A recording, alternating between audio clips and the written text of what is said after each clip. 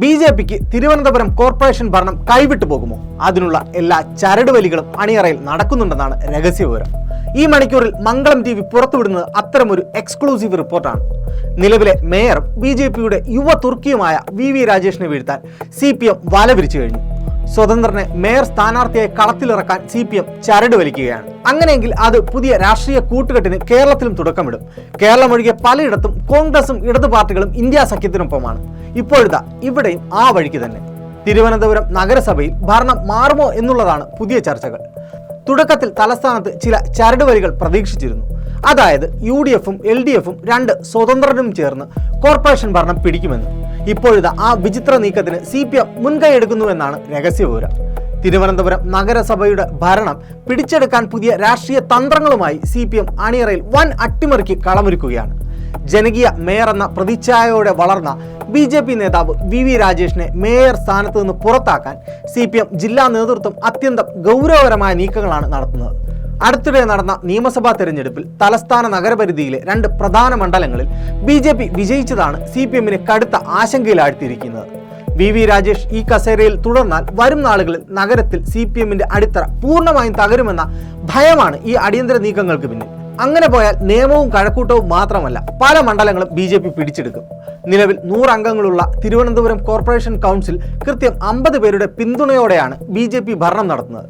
സ്വതന്ത്രനായ കണ്ണമ്മൂല കൗൺസിലറുടെ പിന്തുണയും BJPക്കുണ്ട്. എന്നാൽ ഈ ഭൂരിപക്ഷം തകർക്കാൻ അതിവിദഗ്ധമായ ഒരു നിയമ വഴിയാണ് CPM ഇപ്പോൾ ആയുധമാക്കുന്നത്. വാഴോട്ടുകോണം കൗൺസിലർ സുഗതനെ അയോഗ്യനാക്കാനുള്ള നീക്കങ്ങൾക്കാണ് CPM ഇപ്പോൾ നേതൃത്വം നൽകുന്നത്.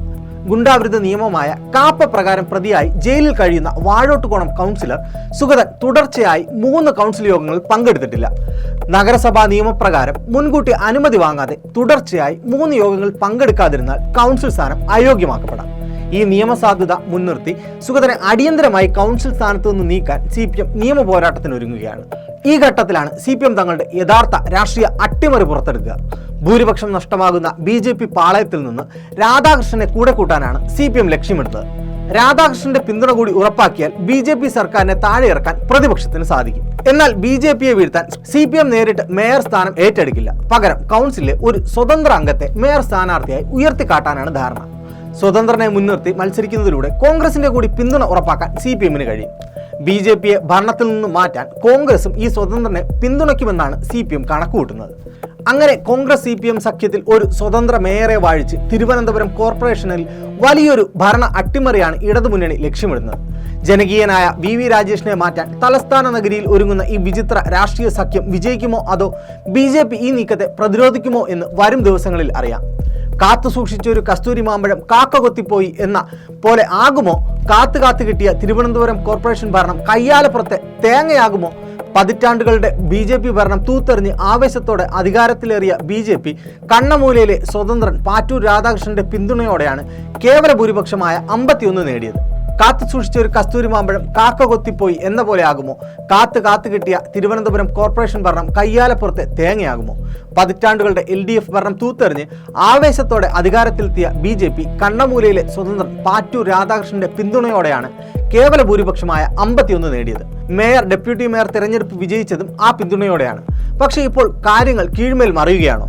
കാപ്പ കേസിൽ അറസ്റ്റിലായ BJP കൗൺസിലർ സുഗതനെ അയോഗ്യനാക്കണമെന്ന് ആവശ്യപ്പെട്ട് CPMും കോൺഗ്രസും രംഗത്തെത്തിയിരിക്കുകയാണ്.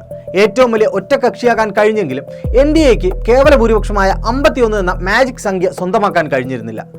LDF 29, UDF 19, മറ്റുള്ളവർ 2 എന്നിങ്ങനെയാണ് കക്ഷിനില. രാഷ്ട്രീയമായി സുഗതനെ പുറത്താക്കണമെന്ന വലിയ പ്രതിഷേധം തിരുവനന്തപുരം കോർപ്പറേഷനിൽ നടക്കുന്നുണ്ടെങ്കിലും നിലവിലെ കേസുകളിൽ കോടതി കൃത്യമായ ശിക്ഷാവിധി പുറപ്പെടുവിക്കുന്നതുവരെ നിയമപരമായി അദ്ദേഹത്തിന് അയോഗ്യത കൽപ്പിക്കാൻ സാധിക്കില്ല.